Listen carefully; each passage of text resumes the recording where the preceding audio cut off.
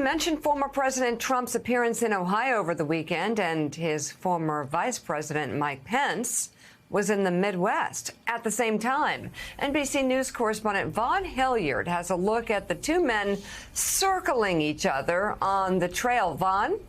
Mika, it is now 15 months since their fallout, and now we find both Donald Trump and Mike Pence on separate campaign trails. We joined alongside the former president in Ohio this weekend and sent a camera to track down Mike Pence across the state of Iowa.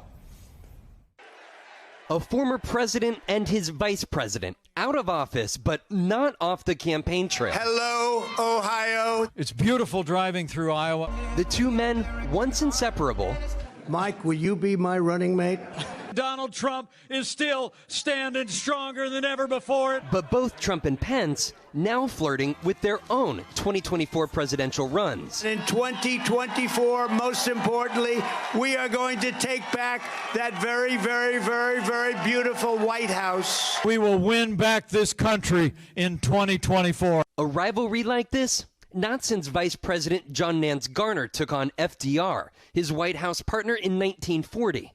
Trump and Pence taking diverging paths since the January 6th insurrection, when Pence, to Trump's chagrin, certified the 2020 election results.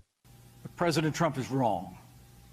I had no right to overturn the election. Pence this weekend engaging in once considered traditional campaign stops, a breakfast gathering of party activists, and then down the road in the evening. It is wonderful to see you all back at the Lincoln Highway dinner. This, as Trump continues to galvanize thousands at rallies like this one in Ohio, his 7th already in 2022. He's the best. He's the boss. It's Donald Trump all the way. What about Pence? Trump and his fans unyielding, trying to use his influence by endorsing candidates in contentious primaries. This man is going to win. As Pence quietly focuses on smaller, party unifying efforts. And we gather together with a sense of optimism and purpose. A tenor distinctly different than his former running mate. And right now, our country is going to hell. Trump continuing to litigate the past. Our biggest threat remains the sick, sinister, and evil people from within our own country. The one-time duo, now on separate but potentially colliding campaign trails.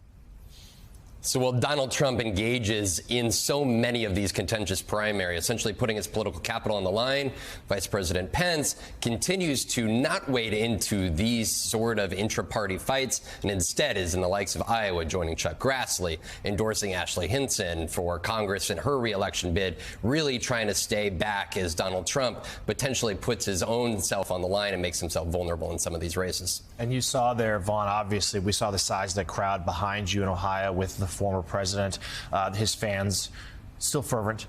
But talk to us a little bit about what we also saw in Georgia. We've been talking a little bit about this morning, and David Perdue, like basically saying the central platform of my campaign is the 2020 election was rigged. That, of course, not true. He's losing in the polls to Governor Kemp, who says otherwise. But doesn't this also just show just how tight Trump's grip is on so much of the Republican Party? It shows how tight his grip is. At the same time, though, I was talking with somebody close to the former vice president and says, look, this is becoming a referendum on Trump at the same time. And the big lie here, if David Perdue, who staked his claim in last night's debate on the 2020 election conspiracy, is not able to win on May 24th, if the likes of, we see J.D. Vance, who has taken the big lie mantra, is not able to win his primary on May 3rd, if Charles Herbster in Nebraska, if Dr. Oz in Pennsylvania, Alex Mooney in the state of West Virginia over the next month are not able to win their primaries, suddenly there's a little bit of a crack here in this Republican primary. And again, that's where we get to this referendum on Trump and the big lie. Yep.